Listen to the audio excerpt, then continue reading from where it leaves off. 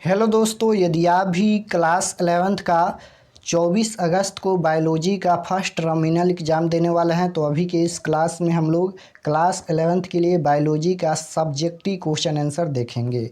इसका objective question हम बता दिए हैं, जाकर देख लीजिएगा। और अभी के इस क्लास में हम लोग 24 अगस्त के परीक्षा के लिए बायोलॉजी के सब्जेक्टिव क्वेश्चन आंसर यानी लघु उत्तरीय प्रश्न और दीर्घ उत्तरीय प्रश्न देखेंगे। 24 अगस्त को आप लोग का मैथ और बायोलॉजी का एग्ज़ाम होगा। तो चलिए हम बिना देर किए क्लास को स्टार्ट करते हैं। सबसे पहले खंड अ मिलेगा। खंड अ में आपसे वस्तुनिष्ठ प्रश्न पूछा जाएगा और खंड ब में सब्जेक्टिव क्वेश्चन। तो चलिए हम खंड ब पर चलते हैं। तो यहाँ पर खंड ब है यानी सेक्शन बी, जिसमें सबसे पहले लघु उत्तरीय प्रश्न पूछा गया है 1 से लेकर 10 तक, जिनमें से 5 प्रश्नों के उत्तर देना है। तो क्वेश्चन देख सकते हो। क्वेश्चन पूछा गया है, फर्स्ट क्वेश्चन है निम्नलिखित के प्रमुख कार्यों को लिखे। उसके बाद 2 नंबर है ग्राम धनात्मक एवं ग्राम ऋणात्मक से आप क्या समझते हैं। अगर आपको आंसर याद है तो सबसे पहले अपने आप से इसका आंसर लिखिएगा, उसके बाद आंसर मिलाइएगा।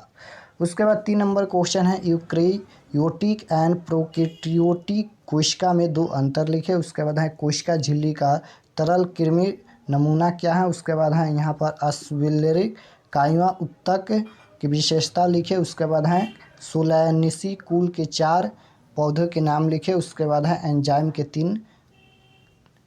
के तीन महत्वपूर्ण गुणों के लिखे। तो इस प्रकार से यहाँ पर 10 तक क्वेश्चन है। उसके बाद है यहाँ पर अनुहरण से आप क्या समझते हैं। उसके बाद है तना के कार्यों के लिखे। उसके बाद है रंध्र की रचना का वर्णन करें और इसका नामांकित चित्र बनाएं। उसके बाद दीर्घ उत्तरीय प्रश्न यहाँ पर पूछा गया है। प्रश्न संख्या 11 से 15 तक दीर्घ उत्तरीय प्रश्न है, किन्हीं 3 प्रश्नों के उत्तर दे। तो क्वेश्चन भी देख सकते हो पूछा गया है, गोंद किससे बने होते हैं, क्या फेविकॉल इससे भिन्न है। उसके बाद है कोशिका जीवन की मूल इकाई है, इसे संक्षेप वर्णन करें। उसके बाद 13 नंबर क्वेश्चन पूछा गया है कि प्रोकैरियोटिक कोशिका में क्या मेसोसोम होता है, इसके विभिन्न कार्यों का वर्णन करें। तो ये क्वेश्चन पूछा गया है। चलिए हम लोग इसका आंसर देखते हैं। तो यहाँ पर देख सकते हो प्रश्न संख्या 2 का आंसर लिखा गया है। प्रश्न संख्या 2 का आंसर लिखा गया है। तो 2 नंबर का आंसर आप लोग यहाँ पर लिखिएगा, ये क्वेश्चन है। तो आंसर लिखिए, ग्राम धनात्मक जीवाणु होते हैं जो ग्राम स्टेनिंग होते हैं पर पॉजिटिव धनात्मक परिणाम देते हैं, जबकि ऋणात्मक जीवाणु ग्राम स्टेनिक होते हैं पर निगेटिव यानी ऋणात्मक परिणाम देते हैं। तो 2 नंबर क्वेश्चन का आंसर यहाँ पर समाप्त होता है। उसके बाद 3 नंबर क्वेश्चन में इसका अंतर बताना है, तो इस प्रकार से इसका अंतर लिखा गया है। उसके बाद 4 नंबर क्वेश्चन है। 4 नंबर क्वेश्चन पूछा गया है कि कोशिका झिल्ली का तरल कृमि नमूना क्या है। तो इस प्रकार से इसका आंसर लिखिएगा, तरल कृमि प्रकृति कार्यात्मक कोशिका झिल्लियों की संरचना के बारे में विभिन्न टिप्पणियों की व्याख्या करता है। इस वैज्ञानिक प्रतिरूपण के अनुसार एक लिपिड द्विस्तर दो अणुओं की मोटी परत होती हैं, जिसमें मुख्यतः उभय संवेदी फास्फोलिपिड होते हैं, जिससे प्रोटीन अणु धन से होते हैं। तो इस प्रकार से इसका आंसर लिखिएगा। उसके बाद 5 नंबर का आंसर यहाँ तक है। 5 नंबर का आंसर यहाँ तक है, देख सकते हो। इसकी भित्ति लिग्न कारण मोटी होती है। उसके बाद 9 नंबर क्वेश्चन है।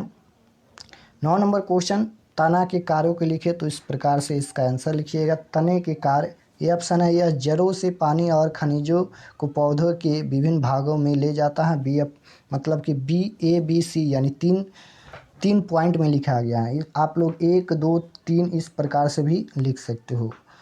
तो लिखिएगा यहाँ पर 2 यानी बी में, यह पत्तियों द्वारा बनाए गए भोजन को पौधे के अन्य भागों में ले जाता है। उसके बाद सी में, यह शाखाओं फूलों और फलों को सहारा करता है। उसके बाद प्रश्न संख्या 11 से 15 तक दीर्घ उत्तरीय प्रश्न पूछा गया है।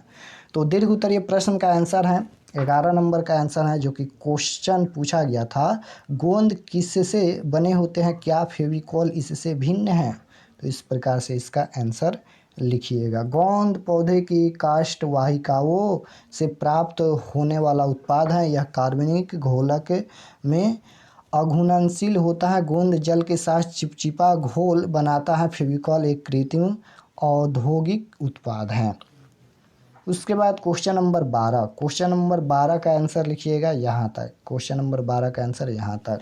कोशिका जीवन की मूल इकाई है, इसे संक्षेप में वर्णन करें। तो इस प्रकार से है, कोशिका सजीव की मूल इकाई है। सभी कोशिकाएं कोशिकाओं से बनी हैं। सभी सजीवों की कोशिकाओं की रचना, आणविक संगठन तथा जैव क्रियाएं समान होती हैं। कोशिका में स्थित विशेषण संरचनाएं, जिन्हें कोशिकांग कहते हैं, कोशिका के कार्य तथा उन्हें नियमित करने में उसकी सहायता करती हैं। उसके बाद 14 नंबर क्वेश्चन पूछा गया था। 14 नंबर क्वेश्चन है कि एक पारूपी एंजियोस्पर्म्स पुष्प के भागों को वर्णन करें। ये क्वेश्चन पूछा गया था। तो इस प्रकार से इसका आंसर यहाँ तक लिखिएगा। इस प्रकार से जैसे पॉइंट देकर 1 2 3 4 पॉइंट में दिया गया है, तो आप लोग लिखिएगा। बाह्य पुंज, इसका मुख्य कार्य पुष्प की कलिका अवस्था में रक्षा करना। उसके बाद है दल पुंज, यह पुष्प का रंगीन एवं आकर्षक भाग है। ये कीटों को पर परागण के लिए आकर्षित करते हैं। उसके बाद 3 नंबर है पुमंग, पुष्पासन पर स्थित पुष्पीय पात्र के तीसरे चक्र को जो नर जनन अंग का कार्य करता है पुमंग कहते हैं, जबकि इसका एकंक पुंकेसर कहलाता है। 4 नंबर है ज्यांग, पुष्पासन पर स्थित पुष्पीय पात्रों को चक्र को जो मादा जनन अंग का कार्य करते हैं ज्यांग कहते हैं। तो इस प्रकार से सभी सब्जेक्टिव क्वेश्चन यहाँ पर समाप्त होता है।